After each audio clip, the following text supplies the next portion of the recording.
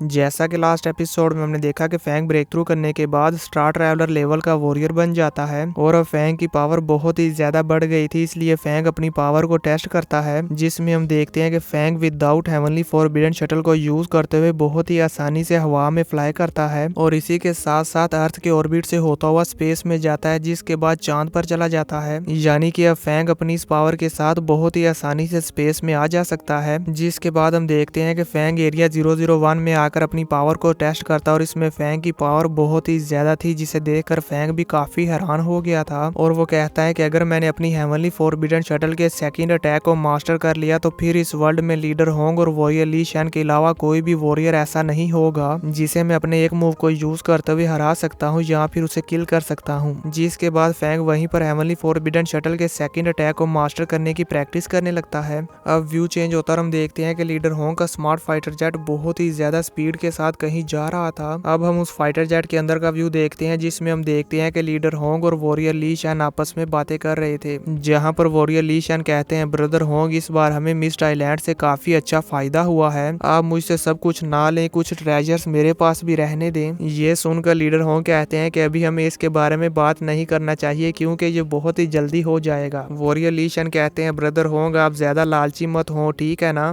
पिछली बार क्लाउड रेटेन आपका था। दोस्तों यहाँ पर वॉरियर ली शैन उन टेंटिकल्स की बात कर रहे हैं जिन्होंने फैंग पर अटैक किया था, जो कि फैंग को मिस्ट आइलैंड पर मिले थे।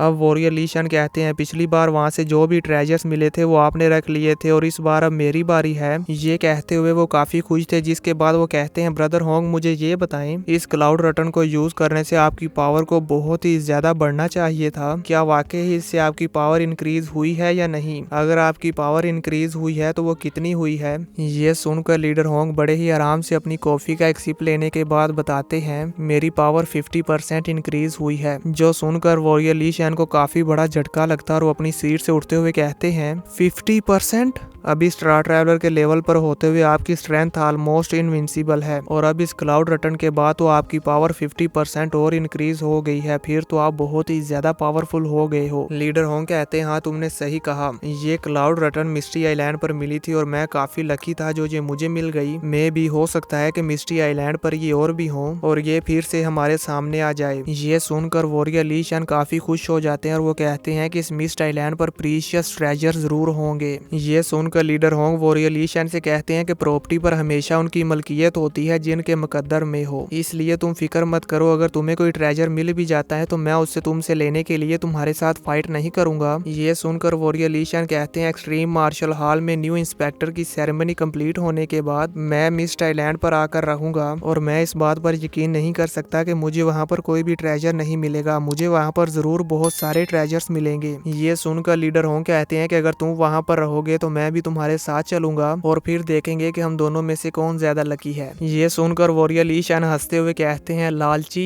जिसके बाद व्यू चेंज होता है, हम फैंग के विला को देखते हैं जहां पर हम देखते हैं कि फैंग अपने रूम में रेडी हो रहा था और फैंग यहाँ पर किस लिए रेडी हो रहा है ये तो आप सबको पता चल ही गया होगा। अब यहाँ पर हम देखते हैं कि फैंग रेडी होने के बाद अपने फादर और मदर से कहता है कि मैं जा रहा हूँ। तभी फैंग की मदर कहती है लुवो फैंग, तुम्हारी as a inspector take over ceremony हम किस चैनल पर देख सकते हैं? फैंग अपनी मॉम से कहता है कि ये एक्सट्रीम मार्शल हॉल के एक्सक्लूसिव चैनल पर आएगी और इसे वर्ल्ड वाइड लाइव ब्रॉडकास्ट किया जाएगा। ये सुनकर हुआ कि गर्लफ्रेंड फैंग के मदर और फादर से कहती है आंट अंकल मैंने चैनल सेट कर दिया है, अब हम सब आराम से वो सेरेमनी देख सकते हैं, इसलिए आप ज्यादा परेशान ना हो। ये सुनकर फैंग की मदर भी रिलैक्स हो जाती है। जिसके बाद हम देखते हैं कि फैंग का फादर फैंग से कहता है लुवो फैंग तुम ज्यादा टेंशन मत लो और आराम से सेरेमनी में जाओ। ये सुनकर फैंग कहता है ठीक है। जिसके बाद वो अपनी हेवनली फॉरबिडन शटल निकालता है और बहुत ही ज्यादा स्पीड के साथ अपने स्मार्ट फाइटर जेट में आ जाता है। जिसके बाद फैंग अपने स्मार्ट फाइटर जेट से जिगजियान मार्शल हॉल के हेडक्वार्टर्स में जाने लगता है। अब व्यू चेंज होता है, हमें कुछ देर बाद का व्यू दिखाया जाता है जहां पर हम देखते हैं कि फैंग जिगजियान मार्शल हॉल के हेडक्वार्टर्स में आ जाता है। अब फैंग सेरेमनी वाले रूम में बैठा होता है कि वहां पर हम देखते हैं फैंग के पीछे फैंग का फ्रेंड आहविन भी बैठा होता है, पर फैंग ने उसे वहां पर नहीं देखा था, इसलिए आहविन थोड़ा सा खांस कर फैंग का अटेंशन दर्शन पाता है तो फैंग उसे देखकर कहता है, आहविन तुम भी यहाँ पर आए हो। आहविन फैंग को बताता है कि मैं यहाँ पर 9th division state special department को रिप्रेजेंट करने के लिए आया हूँ और ये डायरेक्टर ली यू है मेरे डायरेक्ट सुपरवाइजर। और फिर बड़ी ही दबी सी आवाज में कहता है, लुओ फैंग अगर ये सेरेमनी तुम्हारे लिए नहीं होती तो फिर मुझे इतने बड़े इवेंट में आने का चांस ही नहीं मिलता। ये सुनकर फैंग भी खुश हो जाता है और अभी जहाँ पर आहविन और लुओ फैंग बातें कर ही रहे थे कि तभी वहाँ पर उस सेरेमनी की होस्ट आ जाती है और वो आते ही सबसे कहती है, लेडीज और जेंटलमैन मैं आप सबको extreme global martial hall inspector की सेरेमनी में वेलकम करती हूँ। मैं इस बार इस सेरेमनी की होस्ट हूँ और अब मैं आप सभी के साथ इस सेरेमनी में आए हुए गेस्ट के साथ इंट्रोड्यूस करवाऊंगी जो कि है एक्सट्रीम मार्शल हॉल के मास्टर लीडर होंग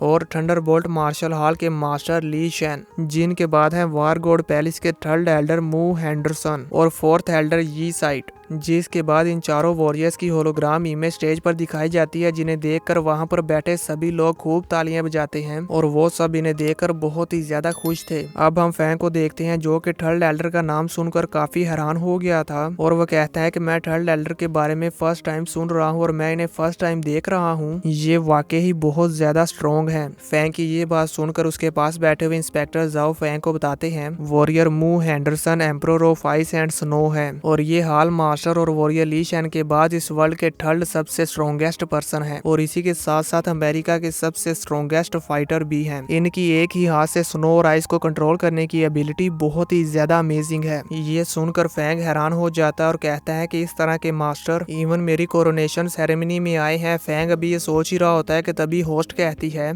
आज के हमारे लास्ट गेस्ट हैं वो पर्सन जिन्हें आज क्राउन पहनाया जाएगा जो कि हैं एक्सट्रीम ग्लोबल मार्शल हॉल के इंस्पेक्टर एल्डर लुओ फैंग। हम देखते हैं कि होस्ट के ये कहने की ही देर थी, जैसे ही होस्ट ये कहती है तो वहां पर मौजूद जितनी भी लाइट्स और ड्रोन कैमरास थे वो सभी लुओ फैंग की तरफ हो जाते हैं। जिसके बाद स्टेज पर फैंग की बड़ी सी होलोग्राम इमेज दिखाई जाती है जिसे देखकर वहां पर मौजूद सभी लोग काफी खुश हो जाते हैं और वो सब तालियां भी बजाते हैं। यहाँ पर फैंग की ओल्ड फायर हैमर टीम के सभी मेंबर्स भी थे, वो ये कर बहुत ही ज्यादा खुश हो जाते हैं क्योंकि आज फैंग ने वो कर दिखाया जो कि वो अपने सपने में भी नहीं सोच सकते थे। एल्डर याओरा और एल्डर फ्रोस्ट भी यहाँ पर थे, वो भी फैंग की सेरेमनी में आकर बहुत ही ज्यादा खुश हैं और हम यहाँ पर मिलिट्री के कमांडर लाओ ली को भी देखते हैं, वो भी बहुत ही ज्यादा खुश थे। जिसके बाद हम देखते हैं कि वो होस्ट फैंग को स्टेज पर बुलाती है तो फैंग स्टेज पर जाने लगता है और हम देखते हैं कि ये सारी सेरेमनी लाइव ब्रॉडकास्ट की जा रही थी। फैंग की फैमिली भी इसे टीवी पर देख रही थी। इसी के साथ ये एपिसोड खत्म हो जाता है।